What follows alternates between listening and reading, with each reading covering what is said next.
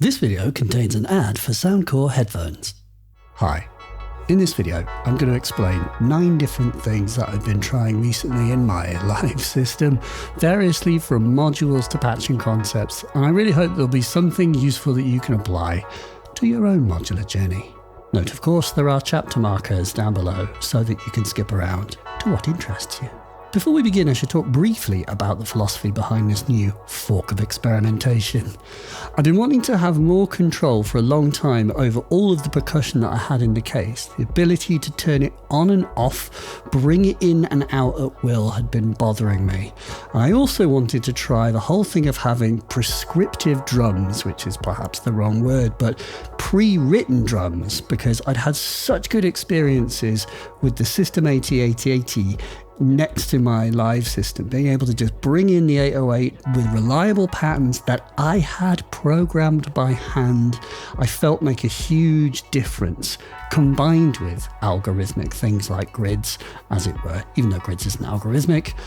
I also wanted sidechaining, that is where the kick mutes all of the other elements while it plays and is just like a mix hack, to quote Colin Benders. Because as ever, I'm in pursuit of some kind of ideal, and I hope you've noticed that the ideal has changed. I've always been changing and modifying these cases, and I also hope that you can take the spirit of this thing, which is to say, I'm just trying everything because I can.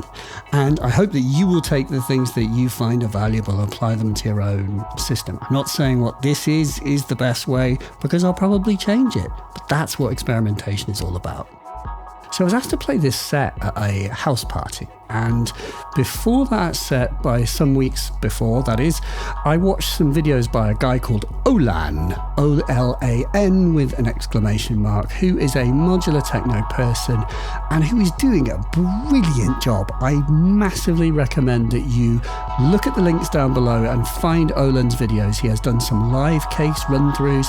He has a live case not so dissimilar, I mean, completely different modules and a completely different flow, but you know, he's doing live improvised techno as well, and I think he's doing a very good job of it, so fair play. And I was really inspired by what he was doing because he solved some of those issues that I was experiencing, namely the ability to manage percussion, because he had the amazing WMD performance mixer with the mutes add-on, and we'll talk about mutes in a sec.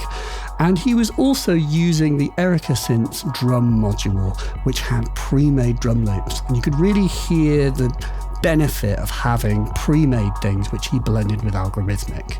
And so I played this set, I used the system that you see here, and it went well. It went far better than I expected, actually, and everyone else seemed to have a really good time and danced, and that's really all that matters. I was very under-practiced because I just put this system together, and although I did have some very good support up my sleeves, although the support was intimidating to play for initially, but it worked, and I'll link that set down below along with another practice system I did last night, plus an obligatory modular grid. And I'll talk about some overall closing thoughts about the nature of this system as it is at the end, but there's a great deal to get to. So let's begin. So firstly, mutes. The ability to mute things in and out is, of course, a very important part of techno. Techno is just bringing things in and out, after all, isn't it? Well, and looping. What I've got here are the Happy Nerding 4X mutes modules. I've got 3 of them here, this little cluster. And what it is a module that allows you to literally put a signal in and get a signal out, but have a toggle mute in the path.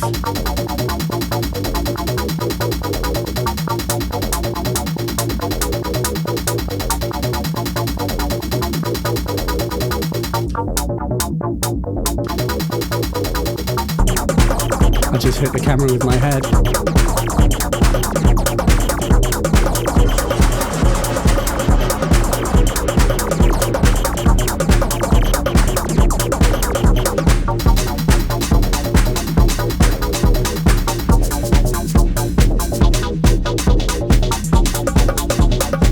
Do you see what's happening? all that is happening is that I'm using this to mute all of my percussion, and there's not much more to say than that, except the way that this works is just kind of revolutionary for me, because what I came to learn is the mute style that you have here is absolutely fine and great for a great many things. On the Hex Mix, these mutes work that if you flip them up, it turns something on, you flip them off, there's a little light, so it's really easy to see activity, and if you flip them down, you get momentaries. And that is a really useful kind of workflow. I hate that word, but it is like a workflow, right? But with this, toggling things in and out with punch buttons is just easier for larger amounts of percussion, I think. And it's specifically easier in its ability for you to bring a lot more things in at once. So as an example, 2 things on, 2 more things on. But if I wanted to turn 2 things off and flip 3 things on, I can.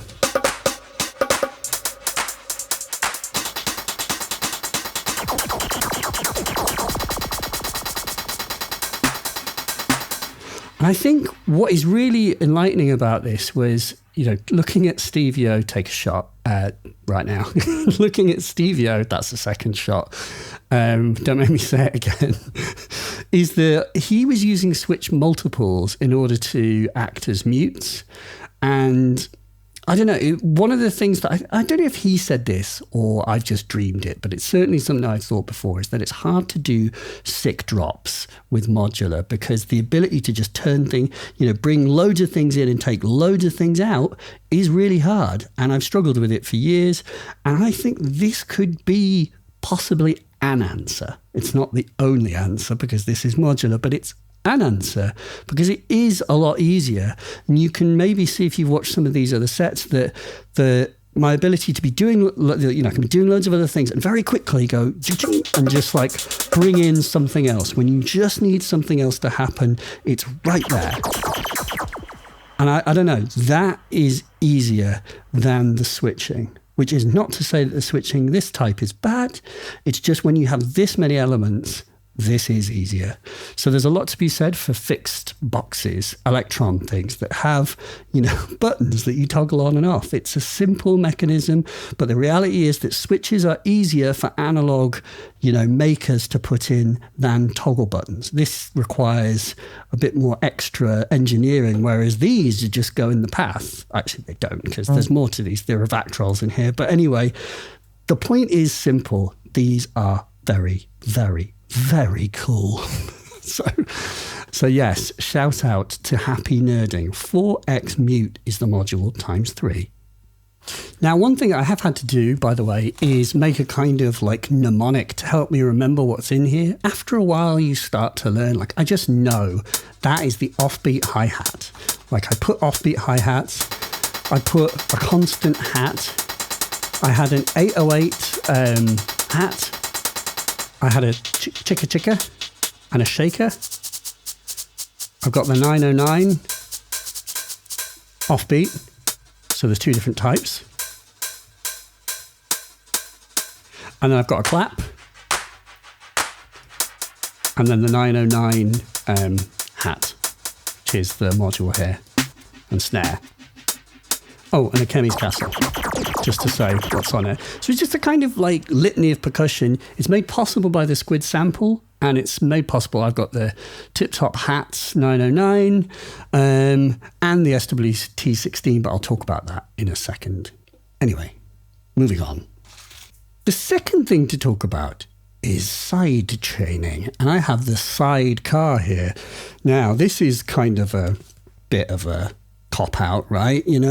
The whole thing is that I've got this amazing case. Why am I adding more? And I suppose to like cut a long story short is I actually did try to redesign my mixing section to see if I could build my own mixer that had sidechaining in from smaller modular components. And I've got some other bits and bobs like, you know, to try and help with that, including like the Happy Nerding stereo mix. I didn't have enough time. And in short, the Hex mix with some other modules is doing that job. I really don't like having to have a second case. And I think there's got to be a more elegant way, so perhaps I can work out how to fit it in, get rid of some stuff from this case. So, sidechaining. Now, to quickly explain sidechaining, it is that effect where the kick makes everything else disappear for a second.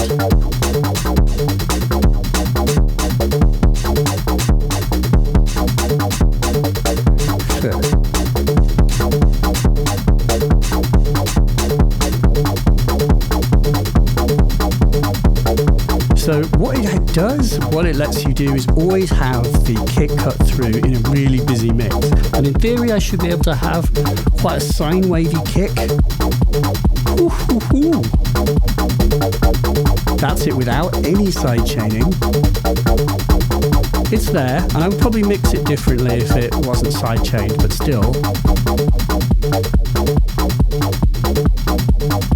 I mean, wow.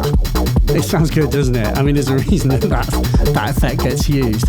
And it is quite a hard sort of thing to master. You've got to just find just the right amount. But the module that's letting me do this is the Cockpit by Endorphins, which is what I have here. And the Cockpit is a 4-channel mixer. It's actually also a stereo mixer. And it has a couple of really clever, like, digital sort of tricks. And one is sidechaining. I can sidechain a kick, and I can blend it back in on the channel. If I mute the kick, which I can do, you can hear the effect without the kick present. So if I want to mute it, I have to mute it at the source, which I've actually got on this duct for A182-2. Anyway, sidechaining, right? Awesome.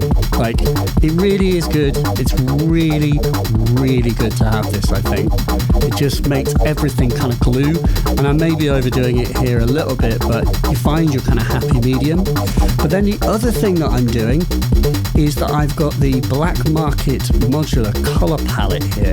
You may have seen some like live streams I did where I built this like 15 IPS card. Well, I've got 2 of them in here, and I'm running each part of the stereo, each channel left and right, through a card. So there's a kind of gluing effect that happens. It's like a sort of post-process. And it's a bit annoying me showing you this because you can't actually buy a color palette anymore, but you can buy the external like 500 series thing, and I believe there is also a rack mount. But the 15 IPS card is really good, and it's like a mix glue, so it just kind of makes everything kind of unify. And one thing that I noticed is that when I exported the set that I made on this, I just didn't need to EQ it or compress it, like make it sound any better than it was. You do have like 3-band EQ on the Hex mix, so you can kind of, this is like a fine-tuned kind of, you know, mastering EQ, which is to say that it isn't so extreme in its settings, and there is EQ on, you know, high, mid, low. So my point to mention this is this ability to get a kind of polished mix. There is also an Endorphins module called the Golden Master, and I'd really like to try the Golden Master because it has that similar sort of gluing effect, I believe. It's like a multi-band compressor, and so I'd love to try it. It probably will give you a similar effect and potentially even better.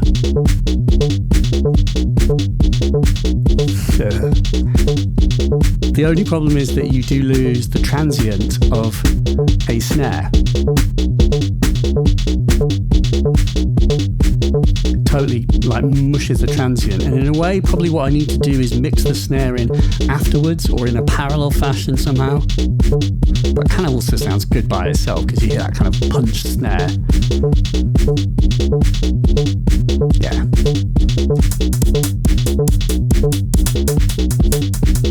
But yeah, it just sounds fat, you know, it just sounds cool.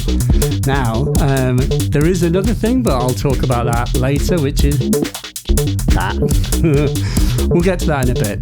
But that's kind of the main thing, is sidechaining. The cockpit makes it possible. If you're interested in sidechaining, I've done a whole other video that explains how to do sidechaining with other collections of modules, because you don't need a cockpit to achieve that effect, but it just obviously offers a very convenient way of doing so for this, because it's only 6 HP. Very good. So the other thing that I've done is that I've got the Turing machine acting as a sequencer. And this is completely inspired by my friend Olan. So this rad acid sequence is just the Turing machine through the Erica Synths Pico Quant, and then going directly to the Eowave Domino, which I'll talk about in a sec. So just using the Turing machine as a sequencer, in addition to the Metropolix, which is also sequencing other elements, is just really nice. Like having just a nasty little acid voice, which the Turing machine is just good at sequencing. You can just lock and grab little acid sequences, so it's so efficient. It's really interesting that Olan doesn't use sequencers like the Metropolix. He just uses like locking sequences like the Turing machine. So he leaves it completely to chance, but what's good about what he does is that it's so immediate. This is not so immediate. You're having to like adjust things one by one and make some kind of value judgment on what you're hearing is just vastly more complicated than turning a dial. And at the end of the day, in the right crowd, with the right context, with the right setup, like, you can make that work.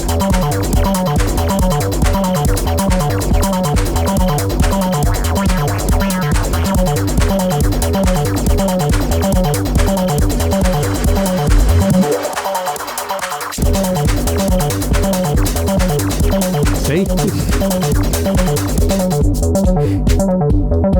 So yeah, it's all about like immediacy, like, and that's kind of, it's a bit of a moral here, isn't it? Like, you can make things complex for yourself, but perhaps the easiest route is the best one.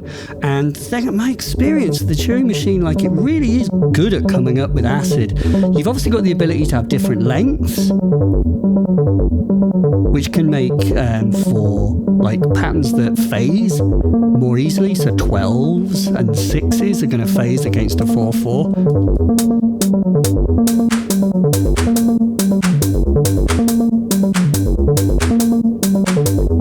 And then you've got the right switch,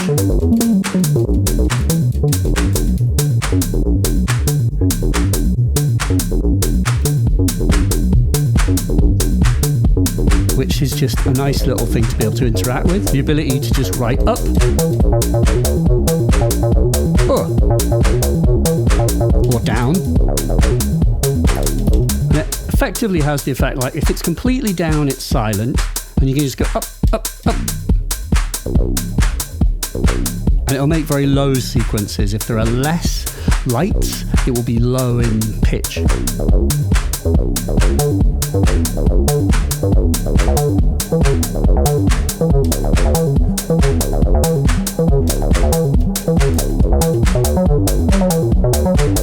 And then the other thing that you can do is, because you've got this output scale, and because I'm quantizing it, I can change the whole range. So it's constraining, you know, if you imagine a keyboard, the scale has the effect of constraining the part of the keyboard that your sequence is playing within, from narrow to wide. So I can make it, but like super wide is never really that good. I mean, listen. I mean, it's good for like a weird, like, let's have a spaced out acid moment.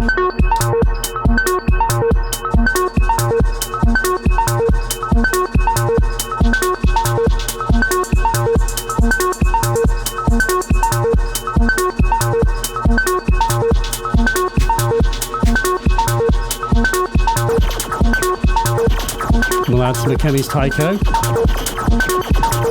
But then you really want to bring it back in.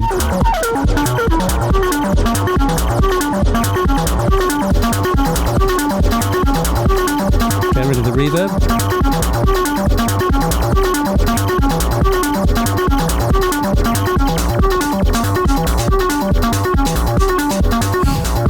So there you go. And actually, speaking of the chemis, that second Turing machine is going to be a chemis Tycho. Doing exactly the same thing, but because chemis Tycho is completely crackers, you know, it really isn't making kind of a tuned sort of thing. I mean, it just sounds like squiggles.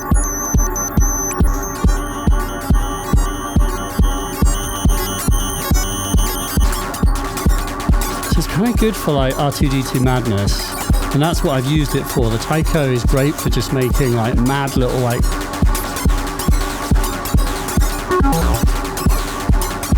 you know, sparkles and odd little things.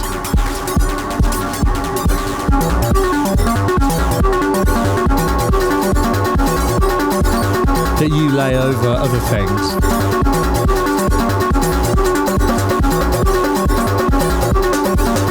I think interestingly, like one of the lessons that I'm learning is, you know, and this is a dumb and obvious statement, but it's just like learning that less is more when it comes to the percussion. It's not about like bringing in loads of stuff, because when it's all on, it's kind of full on.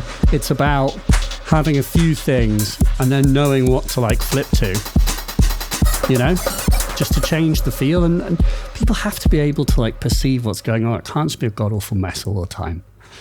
Less is more. Obvious, but true. So yeah, Turing machine is a sequencer, just quantized and then straight to your source. Like, that is a great time. And I relied on that massively, including especially at the end of the set that I played, where my guest was playing and, you know, it was just strange quadranted swarm sounds. But suddenly I was able to bring in like just a gnarly acid sequence on there. It's just like, yes, yes. And of course, you know, that very person has used the Turing machine in exactly this way. So yeah, Turing machine, if you haven't got one, you need one. Every home should have one. Moving on. So the next thing is the Eowave Domino. And now the Domino, it's quite hard to see here, but is a complete like analog voice in, I think that's 8 HP. Please correct me if that's wrong. And let's get it going. In fact, you've been listening to it. Ooh. That's the Domino.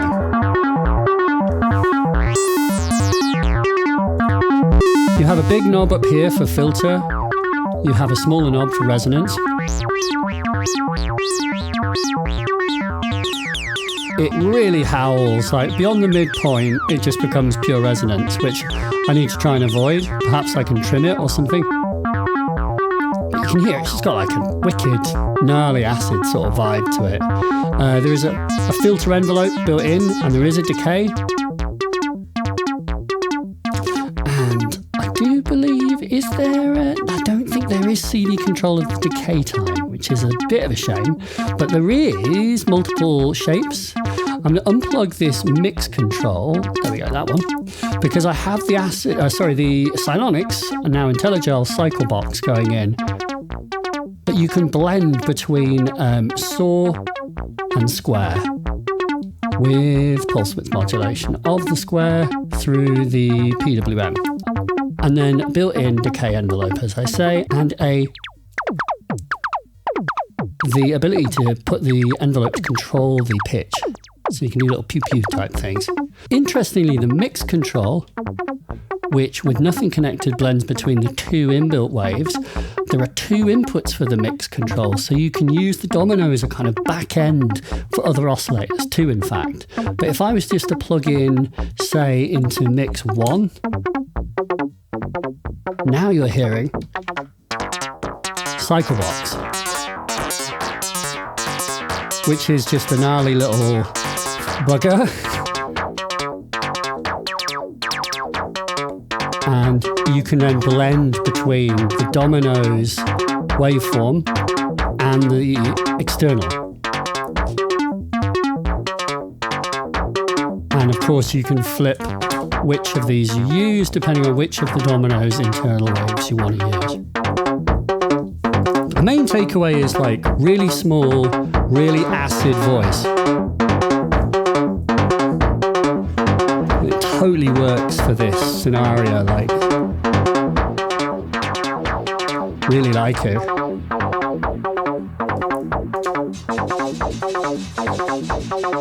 Yeah. You're gonna get the idea, right? You get the idea?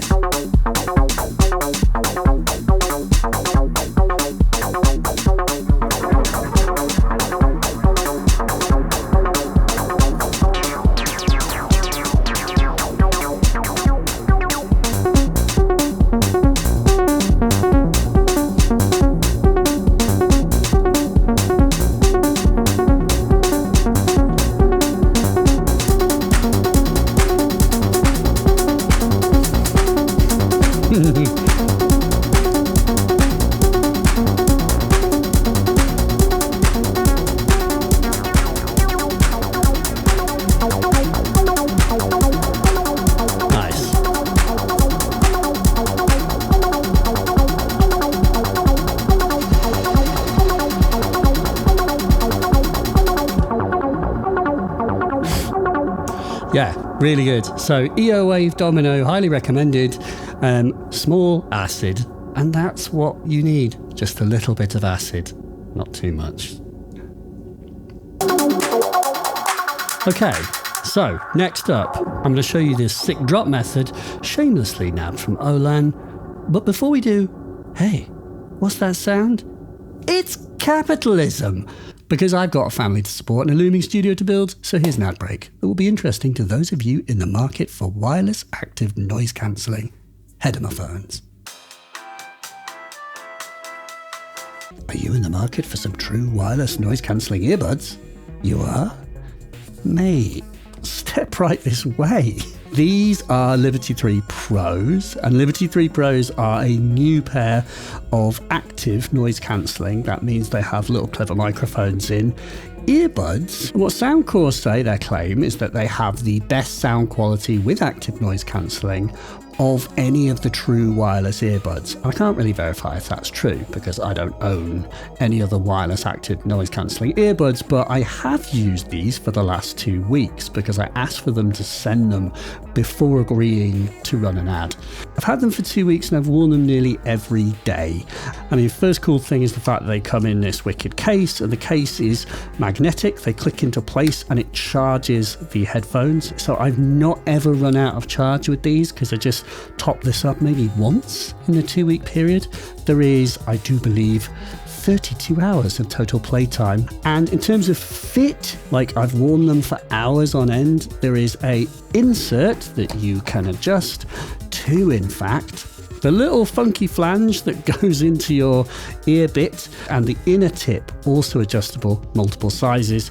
They sound really detailed and sort of just precise, I suppose. Like, what they are not is like bass hyped. In fact, actually, if anything, they're like more detailed than any other headphones that I've tried, to a point where I actually changed the profile, which you can do in the app, and there are loads of clever things the app can do, such as this whole Hear ID ANC thing, where the active noise cancelling is tuned to your ear canal. I did this on the bus. It listened and it tuned the active noise cancelling to my head, which is creepy but cool.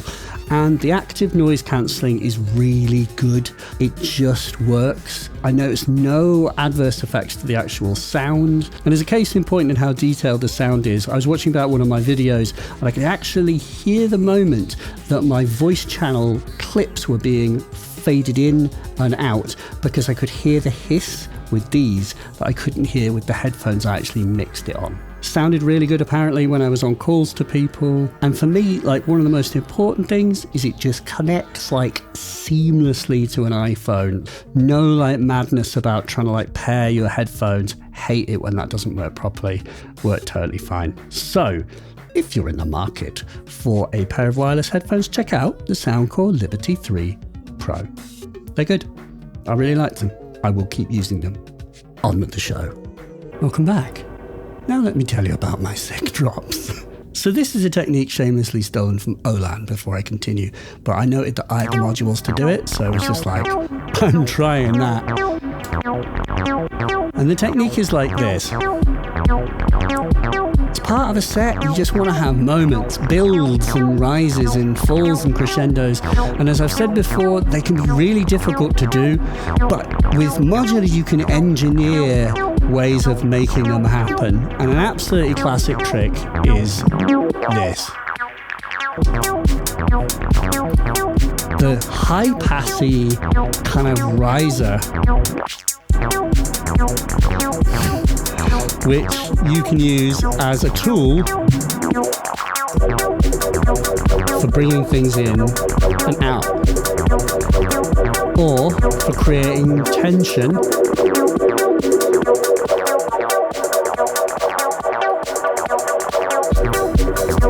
and then changing it when the tension releases. Because techno is just bringing things in and out.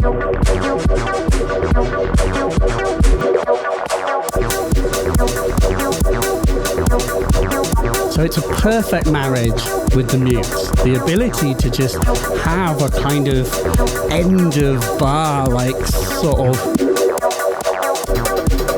like thing, a moment. It's just so good. It works really well. And there's a reason why it's a cliche at this point.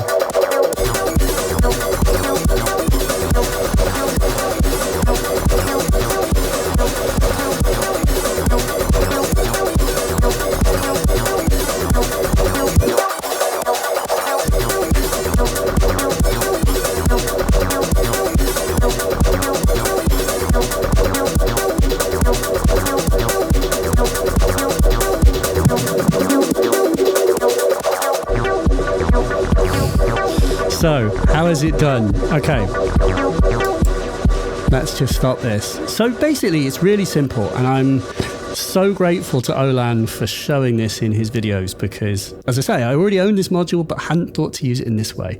So this is the LS1 light strip made by Sound Machines, and what the light strip does is so cool. I've shown it before. Basically, it is a voltage controlled strip, or I should say a strip where you can output voltage. By moving my finger up and down on here, it's outputting different voltage from its CV out. And it does lots of other clever things. For example, if you, and I always get this wrong, do I have to have my finger on it first? There we go. If I do this, you can record, play back motion. So cool. But you can also just use it as a kind of instant sort of fader. Now, there are fader modules you can get. And of course, there are things like the macro, and I'm going to talk about the macro independently. But what they lack, very similar to the difference between using push buttons versus toggle switches, is the immediacy aspect. What's amazing about this is that I can go all the way to the top and then drop it in a second, like in less than a second. It's all the way at the top, then the effect is gone instantaneously. You can't really do that unless you've got a full flick technique on a knob. Yeah, the less said about that, the better. But that's what's so good about this. Because you can remove your finger, it just whips back instantaneously. So you can pull up the drop and you can do like a fast swip or a, instant, slow swip. But always with an instant sort of drop. Now, the way that we are actually high passing is, of course, you don't high pass with the module itself. It's just a control voltage, is that I'm using the Mutable Instruments blades. And I'm actually running my entire mix through blades. So blades is here. It's made by Mutable. It's a dual multi-mode filter. It has loads of great things to say about it. I mean, like more than anything, it's just very flexible. It can drive intensely. And that's actually another brilliant sort of like feature. Let's get a different little melody going on. So if I drive, I'll turn down the volume here. I can actually drive my whole sequence harder. You know, so you have got this ability to kind of drive your sequence and add like analog sort of funkiness. But all I've done is that I've taken the CV output and I've multed it through this system and this cable I'm going to talk about in a sec into blades so that I have the ability to control both sides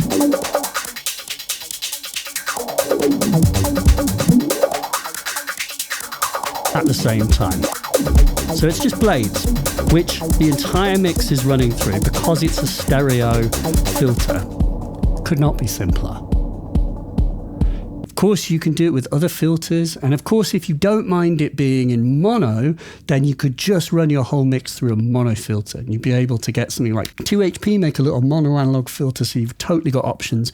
But obviously, blades is a kind of royal solution. It's big, but it does sound really good. And it doesn't really affect the mix if I, you know, just have the drive down below. It just sounds good and clean and nice. Like it's a really well-made product. So it's obviously not going to mess up with your signal unless you want it to and apply loads of drive. But yeah, simple enough, right? But what a useful performance effect. The other two little things to say about this, I've got this upside down just as Olan does, because as he's clearly discovered, it's a lot easier to draw your finger from the top than this side, because this side has this control button.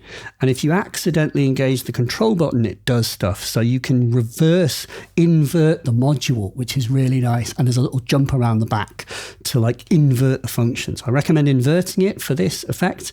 But then the other thing, I've got a second one here, and I haven't wired this up, but what I want to do is do it like shamelessly, have it so that the whole mix in mono into a VCA, and I want that to control the amount of the VCA, and I want that VCA to go into like reverb and delay equally. So when I do that, the entire mix gets pushed into the reverb and delay effect, which would probably be a bit insane and intense because it would create some kind of feedback as well. But I want to try it as another kind of like sick drop tool. I'm shameless like that. So the next thing I want to talk about is linking cases. And this is really simple. It's just done with clever modules that I think are worth highlighting just because I don't think they get talked about much, because you can't really make a video about just this single thing. But the ADAC Eurorack bridge, which is a collection of 2 modules plus expanders. And what it does is it allows you to use a ribbon cable, a big ribbon cable that you get with it, to link to modules. And there are corresponding track numbers like channel 1, 2, 3, 4, 5, so channel numbers. And anything that comes in on that channel comes out of the corresponding other channel. It's literally just a simple, dumb way of linking 2 cases. So it means that if you have multiple cases, if you do go down that route, setting up in a live situation, anything you can do to make it a process of connecting as few cables as possible is worth exploring, in my humble opinion. And I'm pretty sure that anyone who's played live will agree with me on that. It's just make it really simple for yourself. And modular is complicated. The idea of having like 16 interconnections that I would actually have to manually patch between 2 cases to make them function as I practiced scares me. And I have done it, and I have used like masking tape on the module, like on the cables, to kind of name them. But this is so much easier. And with the Eurorack bridge system, you can actually expand it. There are other Eurorack bridge systems. dropz make one, and there will be more that can't think of. But this is the ADAC one, and it's really good. This cable is nice and long. Of course, you could build or buy a bigger cable if you wished. Haven't had any interference or any concerns, of interference and noise or something being picked up. Absolutely fine. And it allows me to have 2 cases, but set up and go in an instant. So very small thing, but really, really important when you get into the heat of building complex big systems that you need to set up reliably at shows. So what's next is macro controls. Haha, literally. So I'm using the Future Sound Systems macro.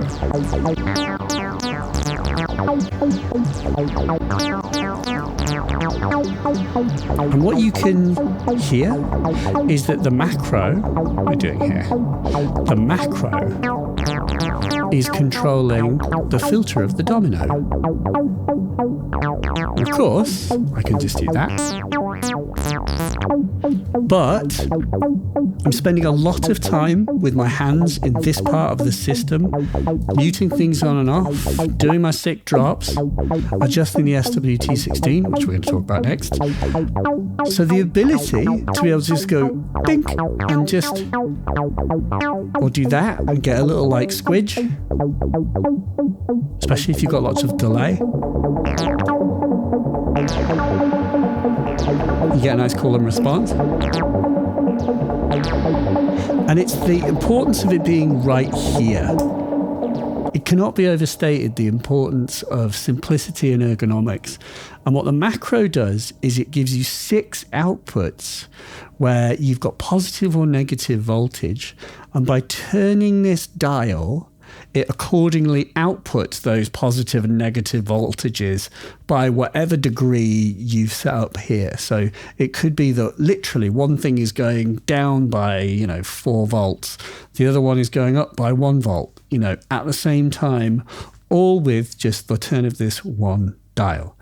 And I had the pleasure of interviewing Daniel Miller for my podcast, Why We Bleed, which you've obviously listened to, of course. But if you didn't, Daniel mentions the macro because this is a collaborative module that he made with Future Sound Systems. There's also the Stumm, amusingly named, which mutes things. And he was talking about, the idea that you could use macro like I'm using the LS1. It's that idea of, he literally talked about having a sick drop like dial. So you could have it so it would be turning up the reverb effect, it would be turning up the delay, it would be opening up the filters, it would be making something slightly louder. And you could have 6 things all happening at once just by turning this dial, which is really, really cool. Obviously, I've got like a super basic implementation where it's just literally frequency of the filter. And in fact, actually, I have the other bass voice here. There is a complete little bass voice of Dixie, 2HP envelope, and the Z2040. Just because having this deep low bass voice is just so nice. And I've got the Euclid to control it, something that I've explained in other videos. But yeah, it's partly in there as well, so that these two...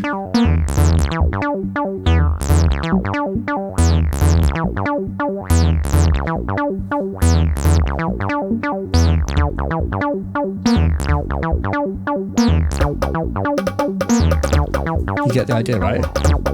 So it's that I can't obviously do 2, well, you could do 2 things at once, but I can't do 6.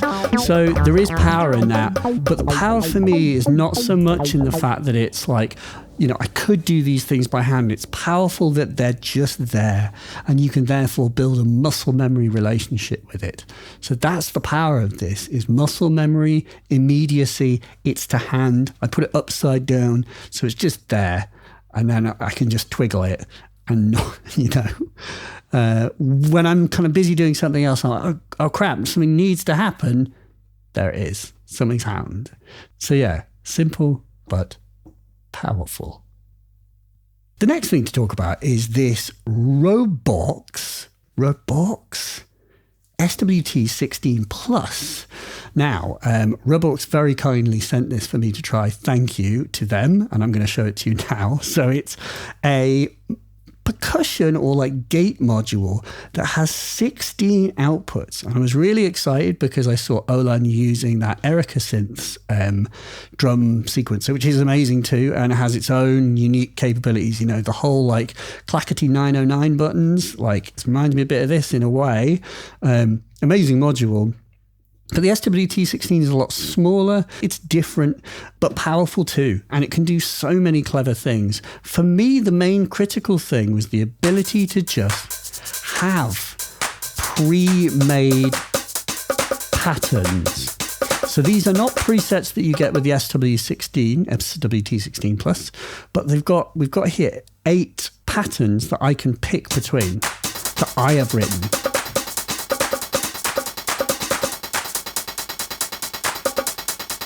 Get the kit going again.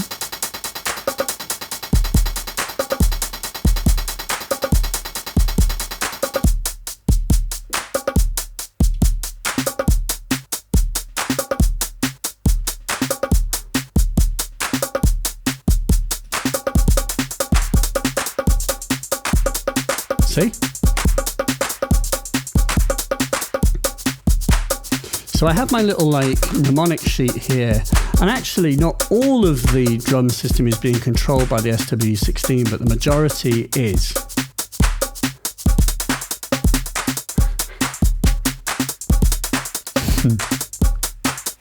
And it comes from this fact that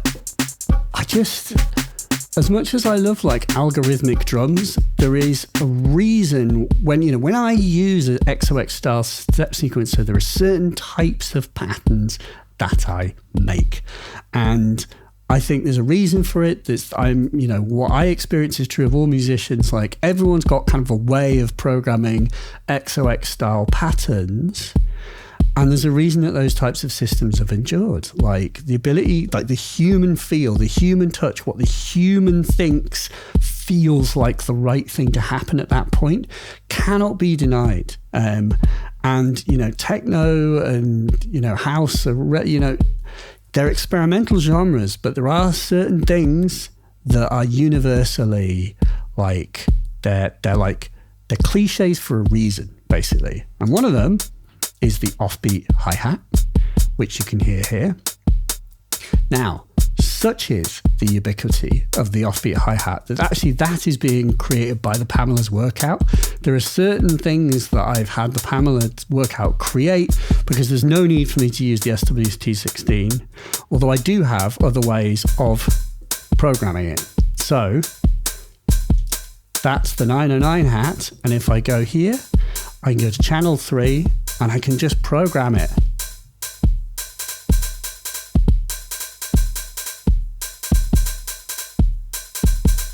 So this ability to just simply enter the patterns that I wish is just hugely powerful, and you can of course save those as part of your set.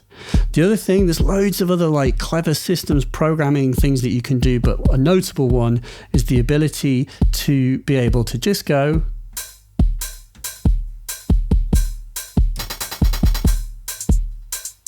and just manually punch in the notes just like Jeff Mills. So it's a very simple way of sequencing. It's very direct. It's not algorithmic, although this can algorithmically sew beats. It can also do Euclidean things. There's so much stuff that the SWT16 Plus can do. So if you are in the sort of market for a kind of XOX style sequence, or a master gate sequence of your system, I would urge you to just check it out in full, because I can't go into it now. It's not enough time. But it's something perhaps for another video, for another day. But rest assured that it is powerful, and for me what has been really useful is having these kind of preset rhythms.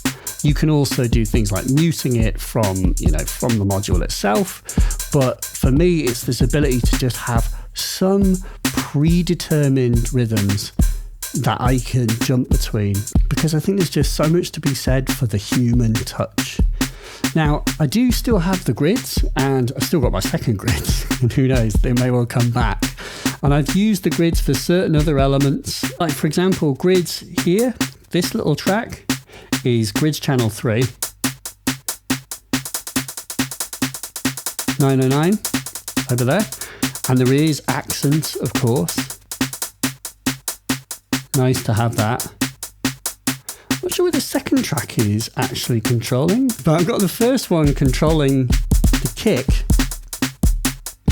if I wish it to be, because I can flip this switch in this DUT for A182-2, which is hidden under here, and flip between the kick being created by this, the SWT16, or the grids, which is really useful for having a nice steady 4/4, and then flipping back to a breaky kick.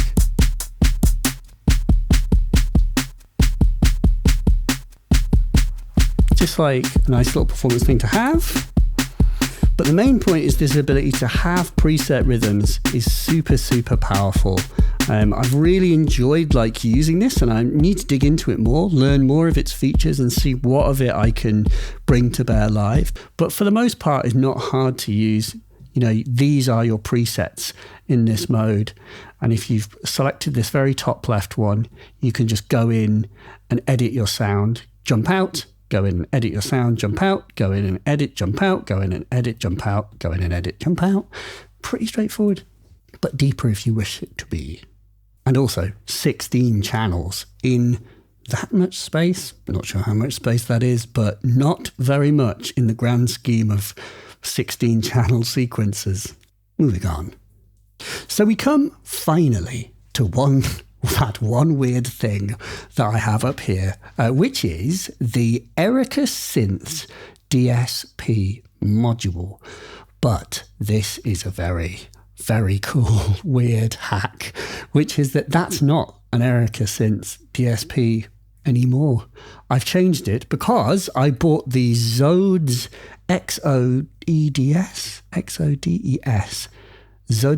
Zodes backpack, and the backpack is a attachment that attaches to the back of the Erica Synths Pico DSP, and what it does is it allows you to put Tip Top Audio's cards designed for the ZDSP into the Erica Synths module and run them, which is bonkers. And the only reason this is possible is because the Erica Synths Pico DSP and the Tip Top ZDSP use the same spin FV1 chip to do their DSP in.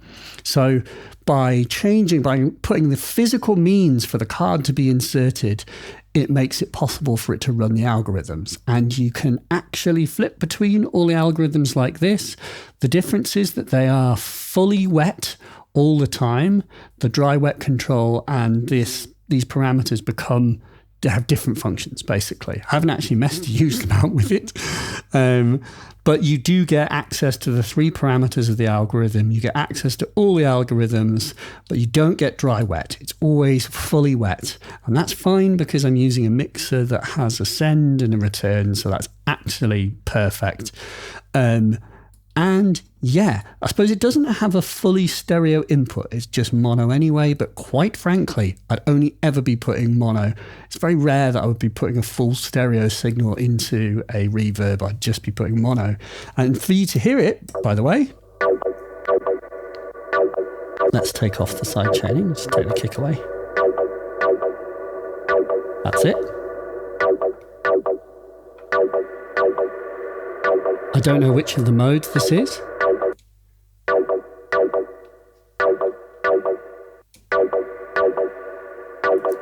But suffice to say, there are lovely, nice, lush, long reverbs that aren't like... They sound good. They sound really good. This should be unsurprising. By the way, this is the Halls of Valhalla card that I have in here. There are other cards. And I would be remiss not to say, I mean, you know, I really support what Tip Top do. So if you have the capacity and space for a ZDSP and it's what you need and want, you should get the ZDSP because it's the proper thing to do. But what this hack allows me to do is in 3HP access those sounds. And the reality is, whilst I do have this additional space here, I really want to try and downsize and get rid of this case, and I just wouldn't be able to fit the real estate of a ZDSP in this system. So it's kind of this or nothing regarding having access to the Halls Valhalla card. So this works perfectly for me. A quick word on some of the technicalities, because it does involve soldering, I'm afraid, to do the mod. Basically, what you need to do is you need to remove the chip that is already on the Pico DSP. And desoldering something, a surface mount chip, is pretty straightforward to do if you have no intention of preserving the chip, because what you do to desolder it is you get a scalpel and you just you can actually snip the legs of the chip off. So you can actually just cut the chip out and just remove it and bin it. But if you do that, you'll never be able to return it to its ability to be a Pico DSP. And with it, somewhere I don't know where I've put it, my room is a mess, but Zodes give you a special ZDSP cart where you can solder the chip back on. And so if you want to preserve it, shout out to Clayton Gray. Clayton Gray suggested to me a product called ChipQuick. And what ChipQuick is a kind of alloy that you can use to desolder SMD parts.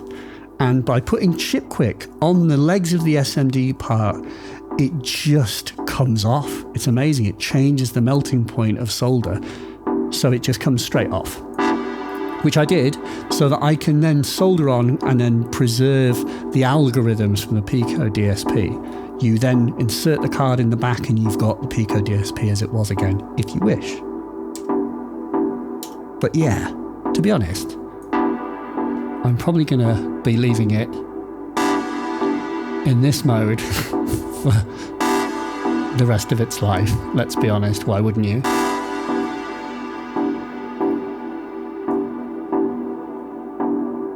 It's really nice.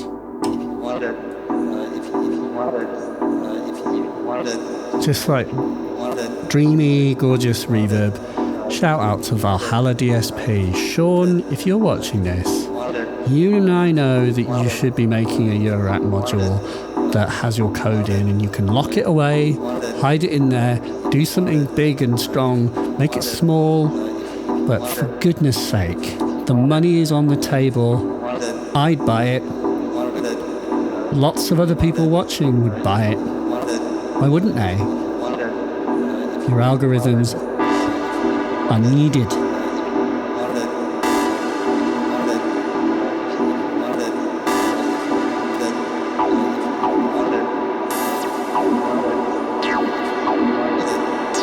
It's great.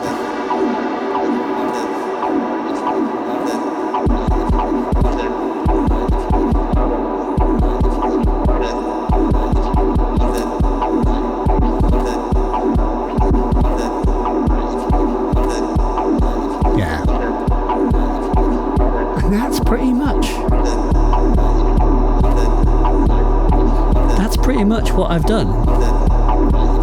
I've kind of taken us through a few different things, the ability to mute things on and off. That's a really important one. Just being able to bring stuff in and out and flip things on a sixpence. We've got the Domino,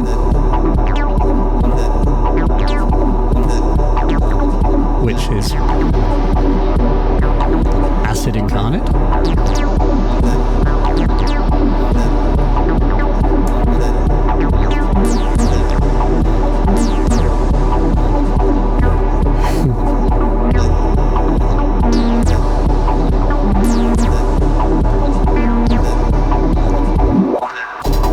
And then we've got our sick drop machine. We've got the whole thing being sidechained. We can go completely spaced out with that. Bit much. And we're running it through the color palette because it's so helpful to just give it a glue and mix. So that's kind of it for now. You know, I've said before, like, this is a journey. I hope you're starting to see that it's like, you keep changing this all the time, and that's because I have the ability to experiment and try different modules. I have the luxury of being able to get hold of things more cheaply than many can, sometimes for free, and it means that I can try things and show them here. It does not mean that this is necessarily where things will always end up, but it's good that I have the luxury of being able to try it, and I share it with you, just as Olan shared what he did with me and the whole world. So I hope that you are finding these inspirational and that you're taking things that you feel will be valuable and kind of speak to you, that are, you know, switch a light on, make you think, that's what I want to do. Or, best of all, that you think, there's a better way of doing that. Or it makes me think of something else I could do. And I hope that you will share those with other people. Just as Olan shared his stuff, and I'm sharing this too, because, you know, just as Stevio sharing his stuff helped me so much, the spirit of YouTube and this whole community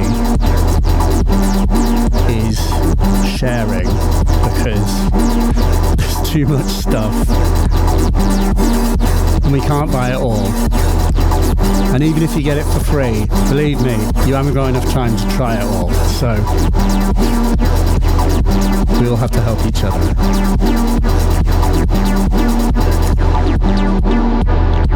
And that, I think, is a good place to end it.